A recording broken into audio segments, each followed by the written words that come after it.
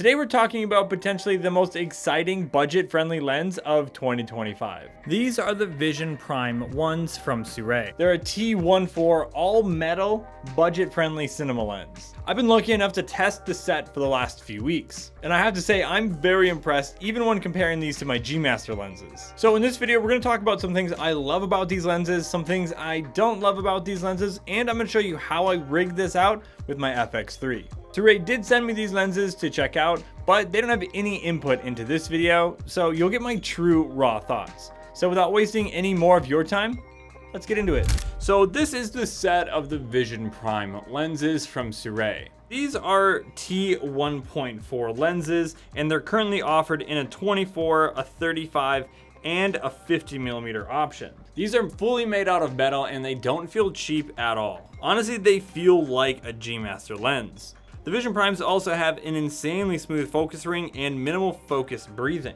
One of the coolest things about these lenses is that they come with interchangeable mounts. So each lens, no matter if you buy the set or an individual lens, comes with an R mount, a Z mount, and an L mount. And they come pre-installed with Sony's E mount. I feel like this is something that I would have valued a ton when I was just starting out, because I swapped from Canon to Nikon, then back to Canon, then I finally swapped to Sony. So being able to keep a set of lenses no matter which camera system you're on or jump to is really cool. The nice thing is each lens comes with the kit that you'll need to swap out any lenses, and it's only a few screws to do so. So these 4 screws you'd swap out and replace with this mount. So on an entry-level kit, this is something that is incredibly underrated. Next is definitely the build quality of these lenses. They're made out of all metal, which feels honestly like a G Master lens. The lenses also has this rubber gasket around the outside, which helps with weather sealing. Just another nice feature to have at a budget-friendly lens. The focus ring is a 270-degree pull, which makes it super smooth, which is great for nailing focus, especially if you're at a T1.4. If you opt for the set of lenses, you get this nice carrying case, which is made out of a hard plastic, and it houses each lens and their mounts.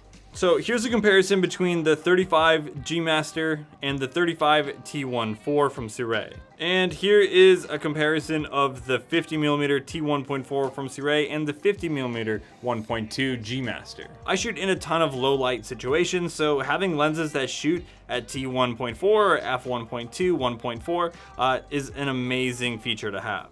All 3 of these lenses go from the T14 all the way to T16. And that's another thing I like about these lenses. They're all similar size and similar weight. That's great, especially if you're rigging these out on a gimbal, or if it's fully kitted, you don't have to worry about swapping things too much because they're all almost the exact same size. All 3 of these lenses come with a 67mm filter thread. They also have a front size of 72 if you wanted to mount a matte box. The biggest and pretty much only downfall with these lenses is the fact that they are manual focus lenses. And as a solo shooter, this can be very difficult, especially if I'm off camera trying to monitor something. And that's just been the biggest learning curve for me, especially coming from the FX3, which has outstanding autofocus. But there is a workaround to give these lenses autofocus, which makes them even better.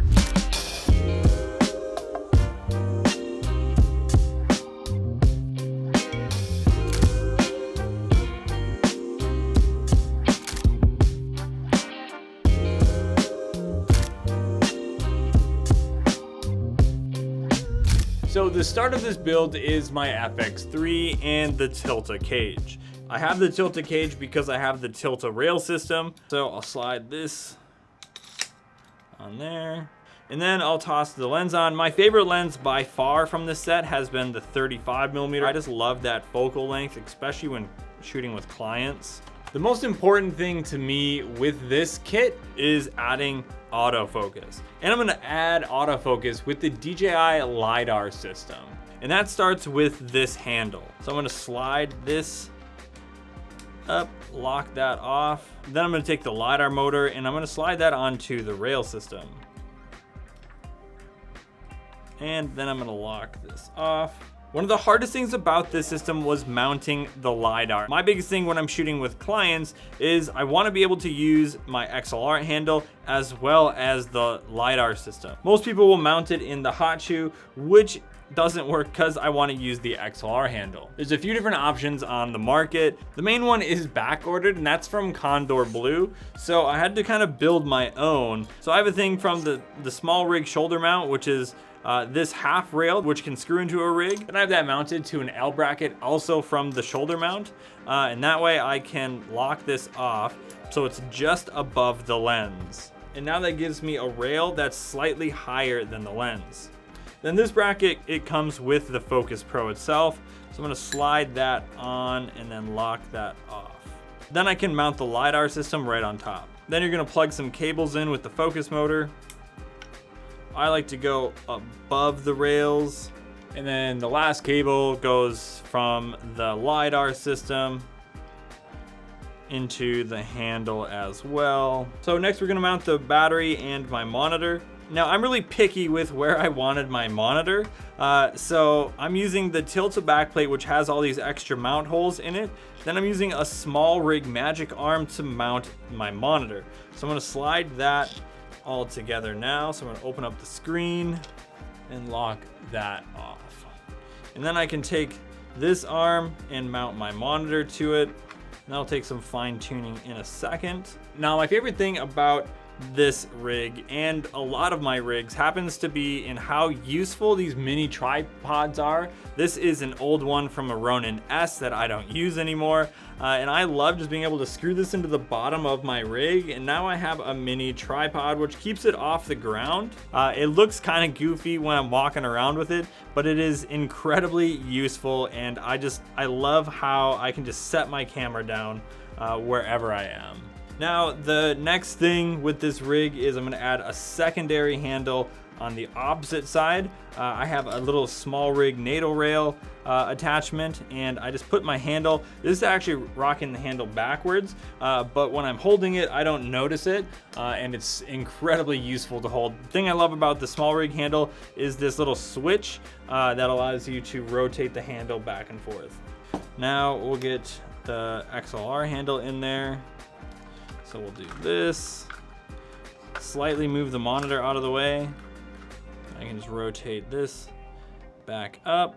Most of the time I'm holding my rig like this. That way I can look straight down. The one weird thing about this build is the DJI LiDAR system has a camera on it as well. So then there's a screen on the focus handle. So it's important to make sure you're not looking at the focus handle screen, that I'm looking at this screen. That's why I wanted this right in front of me. That way I'm not all of a sudden looking at the focus screen. That has a very wide field of view, so that way I'm locked in on my Ninja Ultra. So like I've mentioned before, my favorite cables are from Condor Blue. They're braided cables and they feel really thick and really nice, not like they're gonna break and be flimsy. One cool thing with running a battery pack and the focus handle can be powered by USB-C as well.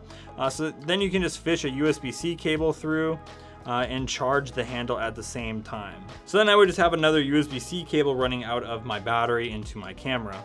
So for microphones, I rock the Sennheiser MKE600, which I'm currently recording with right there. When you power on the LiDAR for the first time, you'll have to go through its setup options. I've already done all of the setup options. I've chose the 35mm lens, which is the one that I'm using. Whenever you power the handle on and off, I always recalibrate the motor. To do that, I'm going to swipe over. You'll see the wide shot. You click on the settings, and then you'll choose your LiDAR lens profile. The 35mm is the one that I'm using here. And then you're just gonna recalibrate motor. I'll turn this so you can see. It's now, the motor is calibrating itself. I almost always have mine in AMF mode. This allows me to take manual control whenever I need to. To get the AMF mode, it's not on by default. It's either in full autofocus or in full manual. To get the AMF mode, you just swipe over to this main screen, then you can swipe up to get your functions. And then you can go in here to your M button controls. So I always would recommend using this in the AMF MF controls. So the last thing that I do with this rig is add my matte box. So that just slides on or screws on. Since there's so many cables and the LiDAR and you don't want to bump the LiDAR, there wouldn't have been room. So I mounted my matte box upside down. So I made sure everything was locked off for my filters. Came in here, screwed that in nice and tight. Now if I ever needed to change the exposure, the ring to change the exposure happens to be right in between the two rails. Now this rig is pretty heavy. And like I said, my favorite feature is this handle, which just allows me to do this and set my rig down whenever I didn't need to shoot video for a minute. But this is the rig. I got hit by a football right here. So somehow it avoided the XLR handle, which is known to be flimsy, the really expensive Focus Pro, my glass matte box, my new lens. Like I'm shocked that this got hit and just bent backwards. So do I recommend the Vision Primes from Sirui? And my answer is yes and no. They are a beautiful lens. They're built well, they're clean, they're sharp, and it'll grow with you as you grow in your career because you can swap out the back if you ever switch camera bodies. Especially when considering 3 of these are the cost of 1 G Master lens. But they are manual focus. And that can be troublesome if you can't afford to do a retake or miss focus. These lenses might not be for you. Again, if you're new here, I'm Dom. I'm a photographer, videographer, and creative based out of Minneapolis, Minnesota. And this is a new channel focused around all things photo and video, and what it's like to run a small creative production studio in 2025. So if you're into that kind of stuff, I'd love to have you as part of this community. Thanks so much for watching, and I'll catch you in the next one. Peace.